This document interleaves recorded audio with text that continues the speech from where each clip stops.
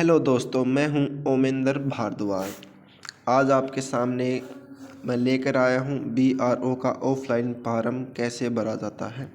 तो चलिए, आपको इस भर्ती के बारे में तो पता ही है, इनकी कुछ कितनी पोस्टें हैं और कितना किन किन को आरक्षण है, उसके अनुसार आपको इस पोस्टों के बारे में पता है। तो हम चलिए इसके फार्म को कैसे भरा जाता है, मैं आपका बिना टाइम वेस्ट के लिए आपको ऑफलाइन फार्म को सरलता से भरना सिखाऊंगा। तो सबसे पहले है इसमें कंट्रोल नंबर को हमें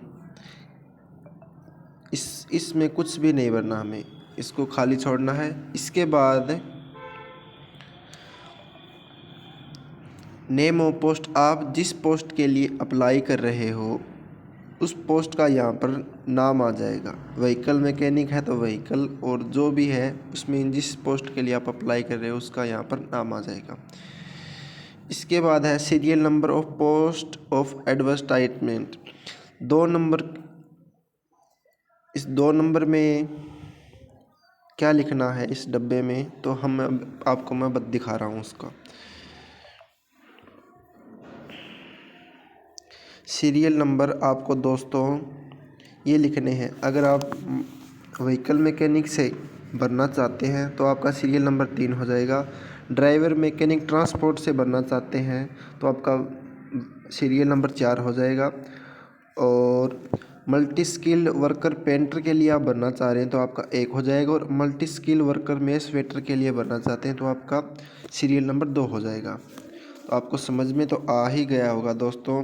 इसलिए आप जिस पोस्ट के लिए आवेदन कर रहे हो, जैसे व्हीकल मैकेनिक और कारपेंटर के लिए मल्टी टास्क भर रहे हो, तो उसके लिए आपको सीरियल नंबर अलग अलग आपको मैंने बताया वैसे भरने हैं। जैसे मैंने इस फार्म को व्हीकल मैकेनिक से भर रहा हूँ तो मेरा सीरियल नंबर यहाँ पर इस कॉलम में 3 आ जाएगा। इसकी जगह मैं 3 लिख दूंगा इस कॉलम में। इसके बाद 3 नंबर है रिक्वायरमेंट सेंटर, ये आपको भरना नहीं है, फॉर्म में पहले से ही इसको भरा हुआ आपको मिलेगा।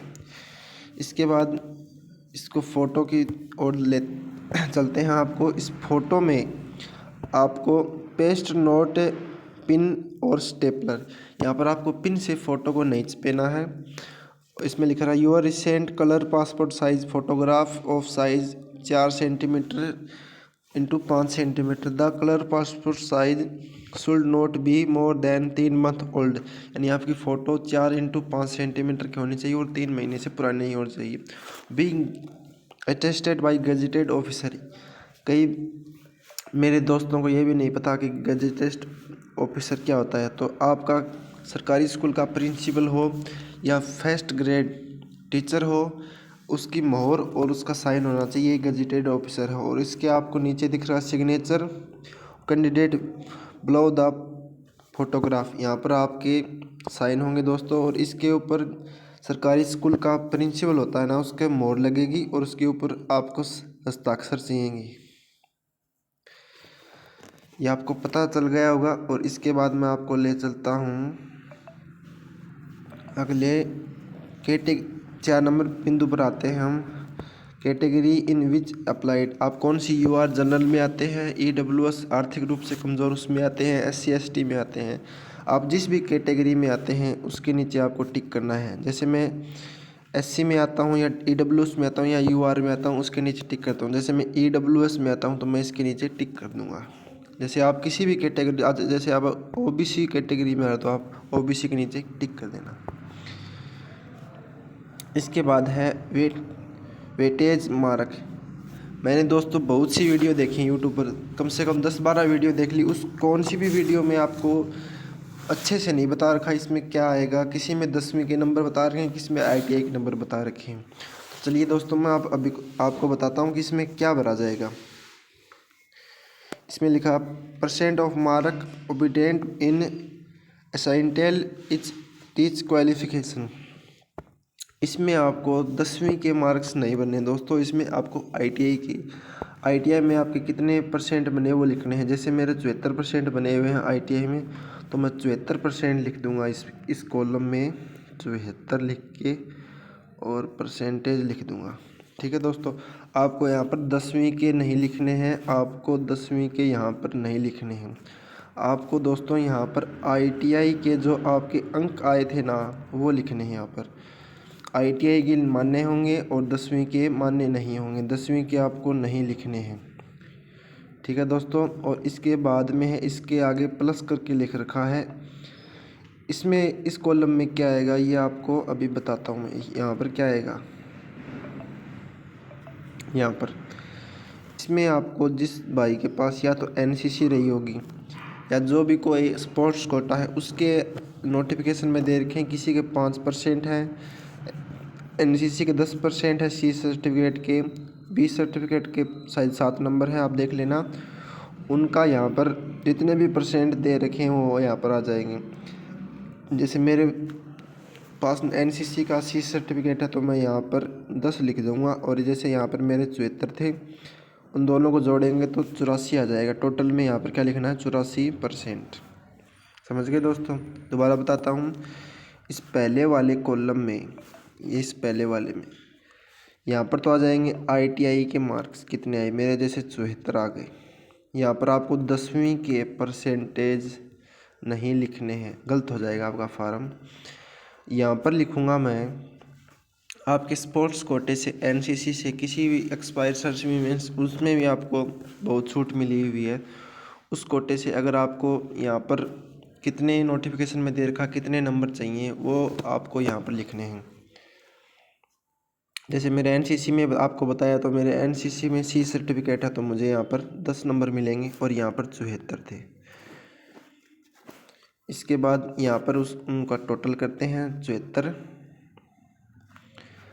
इसका यहाँ पर टोटल करेंगे तो 74 10 को जोड़ेंगे तो 84 आ जाएगा, 84 टोटल हो जाएगा मेरा।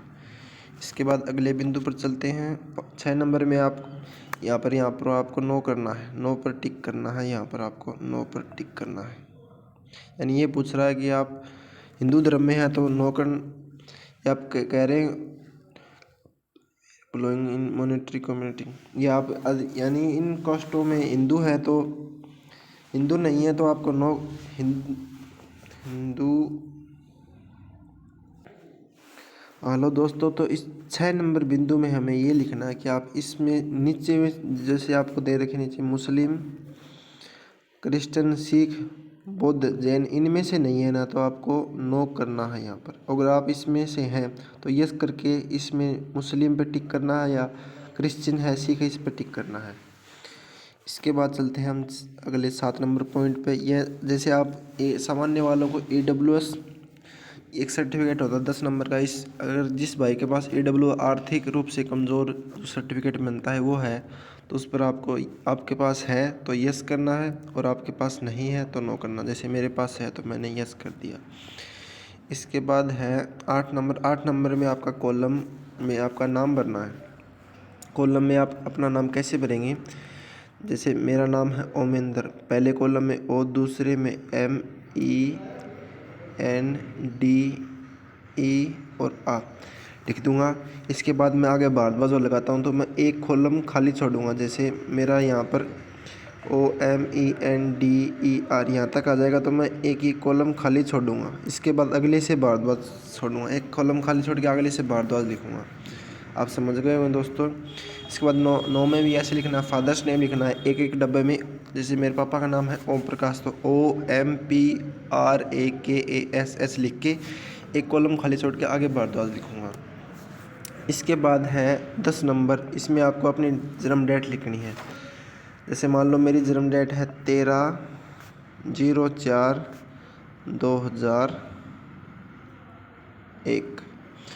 जैसे इसमें तो पहले वाले में तो लिखना है मुझे 13, डेट की जगह तो लिखना है मुझे 13, मंथ की जगह लिखना है मुझे 04, और वर्ष की जगह लिखना है मुझे 2002, ऐसे लिखना है दोस्तों। इसके बाद चलते हैं नीचे वाले कॉलम में 11 नंबर पर। यहाँ पर आपको विलेज लिखना अपना, कौन से विलेज से आप बिलोंग करते हैं। विलेज में आपको परमानेंट एड्रेस और प्रेजेंट पोस्टल एड्रेस, इन दोनों जगह आपको एक ही सेम एड्रेस को लिखना है। जैसे दोस्तों मैंने इसमें ऐसे लिखा है, मैंने VILLAGE विलेज लिखा है। विलेज कैसे लिखा, एक कॉलम में एक V, दूसरे कॉलम में ILLAGE लिख के एक कॉलम खाली छोड़ के उसमें आगे गांव का नाम लिखा है। जैसे मैं सादुलपुर से रहने वाला हूं तो सादुलपुर लिखूंगा, या जैसे मैंने मेरे गांव का नाम लिखा है विलेज लिख के आगे एक कॉलम छोड़ के DHANDAH डंडाल चेना ऐसे लिखना है। फिर पोस्ट लिख के एक कॉलम में पोस्ट लिखेंगे, अगले फिर पोस्ट का नाम लिखेंगे, पोस्ट ऑफिस का, तहसील लिखेंगे। स्टेट में आपको दे रखा, स्टेट में राजस्थान लिखना है, राजस्थान से हरियाणा से तो हरियाणा लिखना है। और दोस्तों पिन कोड की जगह अपने जो भी पिन कोड हैं वो लिखने हैं। 12 नंबर में भी सेम का सेम वैसा काम करना है। 12 नंबर में भी पिन कोड सेम होने चाहिए, स्टेट सेम होने चाहिए। चलते हैं दोस्तों अगले पेज पर। अगले पेज पर हमको क्या लिखना है। 13 नंबर में दोस्तों भाइयों ने नीचे कमेंट भी किया है। पिछली वीडियो मैंने बनाई थी, उस थोड़ी सी शॉर्ट वीडियो बनाई थी, तो भाइयों ने कहा कि हमें समझ में नहीं आया। बहुत कमेंट आए थे पिछली वीडियो में, डिस्क्रिप्शन में आपको उसका लिंक दे दूंगा मैं, वो वीडियो भी आप पीछे जाके देख सकते हैं। 13 नंबर में आपको name of bank, online payment reference, transaction date और अमाउंट लिखना है। इसमें आपको नेम, जिस बैंक से आप इस चालान को 50 रुपये का जो चालान है उसको आप जिस बैंक से आप उस बैंक चालान कटवा रहे हो उस बैंक का नाम आ जाएगा।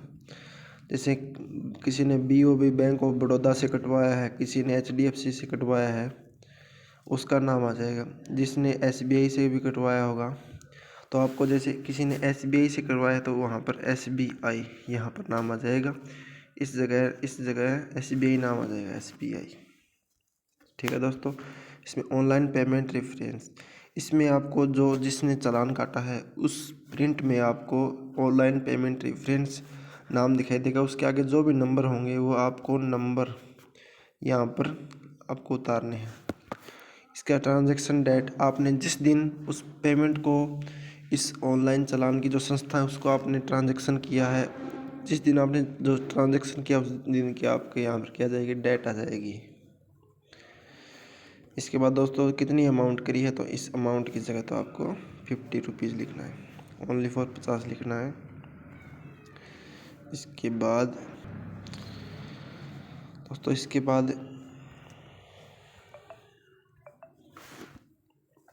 14 नंबर में आपको, अगर आप एक से ज़्यादा कैटेगरियों में भर रहे हो तो यहाँ पर आपको भरना है या इसको खाली छोड़ना है। अगर आप एक्सपायर, जैसे आप रिटायर सर्विसमैन हो, सरकारी सेवा से रिटायर हो, तो आपको यहाँ पर यस करना है और वरना नो करना है। अगर आप हो तो यस करना, नहीं नो करना है। इसमें आपको टिक करते जाना है जिस आप कैटेगरी से संबंध रखते हो। और जैसे 16 नंबर में आते हैं, इसमें आपको ऊपर वाले में भर देना है। और 16 नंबर में आएंगे तो 16 नंबर में हमको क्या लिखना है, क्वालिफ़िकेशन। यहाँ पर आपको पहले तो 10th लिखना है।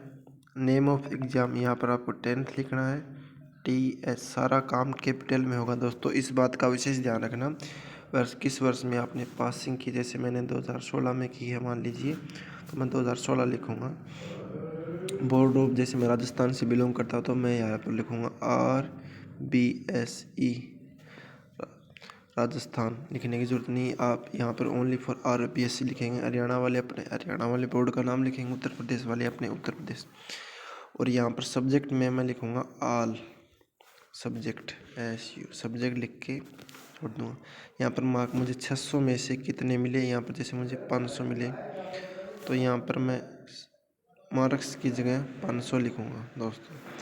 इसके बाद आउट ऑफ मार्क्स मुझे किस में से कितने मिले, जैसे मुझे 600 थे ना, उसमें से 500 मिले थे तो मैं यहाँ पर कितने लिखूँगा, आउट ऑफ मार्क्स में 600 लिखूँगा दोस्तों। ठीक है दोस्तों। इसके बाद इसमें आता है परसेंट ऑफ एग्ज़ाम, आपका 10वीं में कितने परसेंटेज बने। और परसेंट ऑफ मार्क्स में आपको क्या लिखना है, 10वीं यहाँ पर, तो आपको 10वीं में जैसे मेरे मैंने 75%, तो मुझे यहाँ पर 75% लिखूँगा दोस्तों। ठीक है दोस्तों। इसके नीचे आते हैं अब अगला बिंदु पर 16A था दोस्तों, 16A था। इस 16B में आते हैं। 16B में हम नेम ऑफ एग्ज़ाम यहाँ पर पहले में हम लिखेंगे ITI वर्ष ऑफ पासिंग। आपने कौन से वर्ष में पास की है, यहाँ पर वर्ष ऑफ पासिंग लिखेंगे, कौन से वर्ष में पास की है। बोर्ड ऑफ यूनिवर्सिटी, जैसे मैंने NCVT दिल्ली से पास की है तो मैं NCVT दिल्ली लिखूँगा दोस्तों। यहाँ पर बोर्ड ऑफ मुझे आउट ऑफ मार्क्स मुझे 700 थे। यहाँ पर मुझे 700 में से कितने आए वो यहाँ पर लिखने हैं। मुझे से मेरे 517 आए थे, मैं ये यहाँ पर लिख दूँगा। और दोस्तों मेरी ITI में कितने % बने वो मैं यहाँ पर लिख दूँगा। ठीक है दोस्तों। इसके बाद हम चलते हैं अगले बिंदु पर। 17 नंबर बिंदु, driving licence only for driving MTS road, इनके लिए है ओनली। आपको स्पष्ट रूप से दिखा, for driver multitasking road roller and OEMS only के लिए कॉलम है। अगर आप इस पद के संबंध में फार्म भर रहे हो तो यहाँ पर आपको भरना है, वरना इसको खाली छोड़ना है। अब 18 नंबर में आते हैं, नेम ऑफ है टोटल एक्सपीरियंस। अगर आपके पास आपके पद में एक्सपीरियंस मांग रहा है तो आपको एक्सपीरियंस भरना है। और 19 नंबर में ओनली फॉर BRO लेबर, ये हमको ओनली फॉर जो भाई BRO लेबर से भरना चाह रहे हैं उनको ये कॉलम भरना है।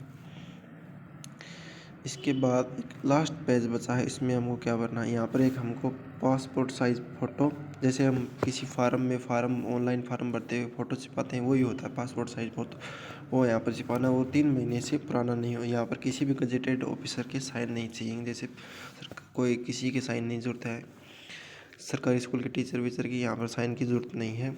यहाँ पर हमें ओनली फॉर फ़ोटो ही अपनी चिपकानी है, वो भी गोंद से, स्टेपलर से, पिन से फ़ोटो को नहीं चिपकाना है। ओनली फॉर गोंद से हमको यहाँ पर फ़ोटो चिपकानी है।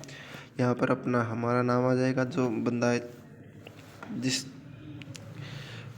जिस वैकेंसी के लिए फार्म भर रहा है उसका, यहाँ पर उसके पापा जी का नाम आ जाएगा। हाउस नंबर है तो भर देना, नहीं कोई ज़रूरी नहीं। अपने विलेज का नाम आ जाएगा, तहसील आ जाएगी, स्टेट आ जाएगा।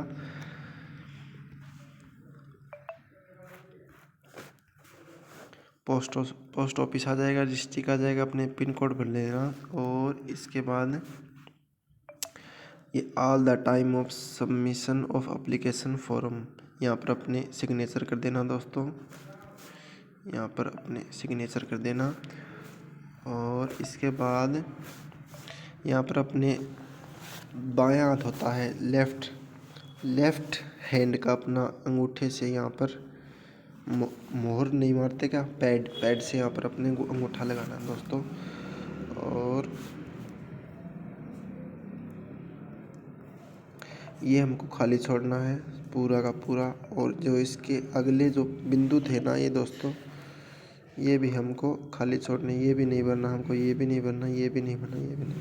तो आई होप आपको ये वीडियो अच्छा लगा होगा दोस्तों। अगर इसमें भी कोई आपको कन्फ्यूज़न होता है तो आप कमेंट बॉक्स में ज़रूर कमेंट करके बताएं दोस्तों।